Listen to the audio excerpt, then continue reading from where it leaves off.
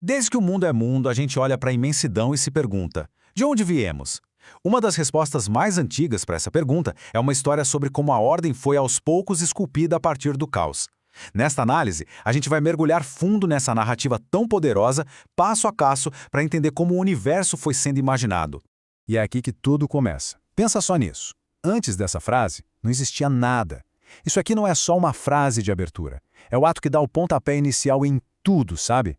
Define um criador e uma tela em branco, os céus e a terra, prontinha para ser preenchida. Antes de existir luz ou terra firme, só existia isso, um vazio total, sem forma, escuro e cheio de água. É a imagem do caos primordial, na sua forma mais pura. Mas olha, isso não era para ser um estado permanente. Era tipo a matéria-prima da qual um mundo novinho em folha estava prestes a nascer.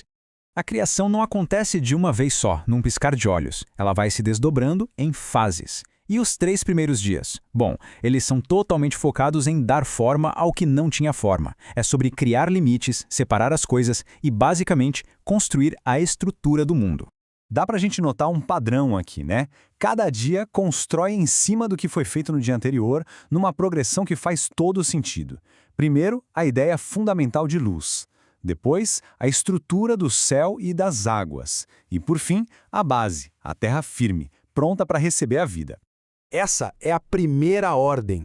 E não é para criar uma coisa, mas um conceito. Haja luz. Com essas 2 palavrinhas, a escuridão que cobria absolutamente tudo começa a recuar. É o ato que torna todo o resto possível. E o resultado disso? A criação do dia e da noite. A luz não é simplesmente criada, ela é organizada. Ao separar a luz da escuridão e dar nomes a elas, se estabelece o primeiro ritmo fundamental do mundo. A ordem começa a partir dessa distinção.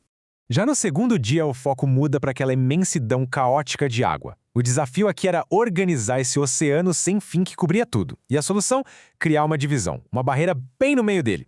E é aqui que a gente vê essa separação acontecendo. Essa grande expansão, chamada de céu, cria uma fronteira. De repente, existe um em cima e um embaixo, o que acaba estabelecendo a atmosfera e definindo os mares. O mundo começa a ganhar dimensão, a ganhar estrutura. No terceiro dia, o trabalho de formação continua, mas com um novo foco. O comando agora é para que as águas se juntem, recuem e revelem algo que estava escondido ali debaixo. A terra seca, o futuro lar da vida.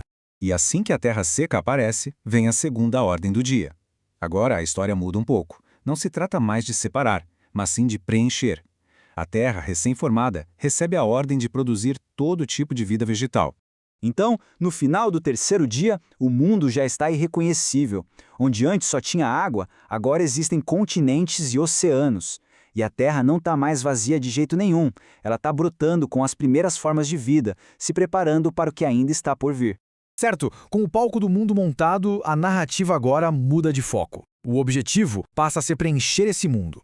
Os próximos 2 dias trazem as luzes para o céu e as primeiras criaturas vivas para a terra. E isso aqui é fascinante. No 4º dia, as luzes são colocadas nos céus, mas o propósito delas vai muito além de só iluminar. Elas foram feitas para serem marcadores, sabe? Para sinais, para estações, dias e anos. Elas não apenas iluminam o espaço, elas organizam o tempo. Então, é como se fossem estabelecidos os governantes do tempo. O luzeiro maior para comandar o dia e o luzeiro menor, junto com as estrelas, para comandar a noite. A ordem agora se estende para os céus e para o próprio fluxo do tempo. No 5º dia, a criação simplesmente explode com vida animal. A ordem divina agora é um chamado para que as águas fiquem repletas de vida e os céus se encham de criaturas voadoras. É o começo de uma nova era de movimento e dinamismo. E olha só a diversidade que surge, desde as criaturas marinhas gigantes até o menor dos pássaros. Mas o ponto crucial aqui é que esses seres não são apenas criados, eles recebem uma ordem, a primeira bênção de todas: frutificai e multiplicai-vos. Ou seja, a vida foi projetada para florescer. E então, chegamos ao 6º e último dia da criação. Este é o dia mais complexo de todos, que vai culminar no ato final que, enfim, completa o mundo. Da mesma forma que aconteceu com as águas, agora é a vez da terra gerar vida. A ordem é para que a terra seca se torne o lar de uma imensa variedade de animais, cada um segundo a sua espécie. E a terra obedece. A vida terrestre é dividida nessas 3 grandes categorias: os animais domésticos, os que rastejam e os animais selvagens. Com isso, o ecossistema da Terra agora está completo, vibrante, pulsando vida.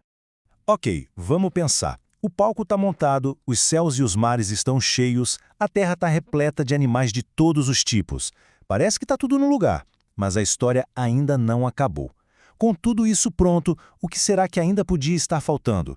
E aqui está a resposta, o clímax. A linguagem aqui muda completamente.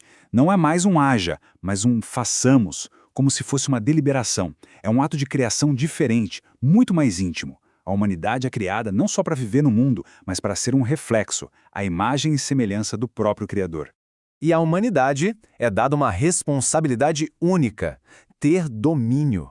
E isso não é só sobre ter poder, mas sobre gerenciar, sobre cuidar de toda a criação que veio antes, os peixes, as aves e todos os animais da terra.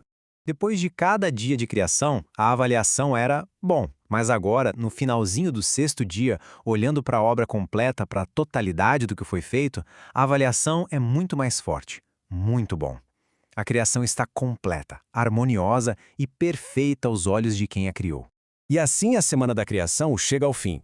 Essa jornada é incrível do caos para a ordem, do vazio para um mundo cheio de vida, nos deixa com uma pergunta para refletir.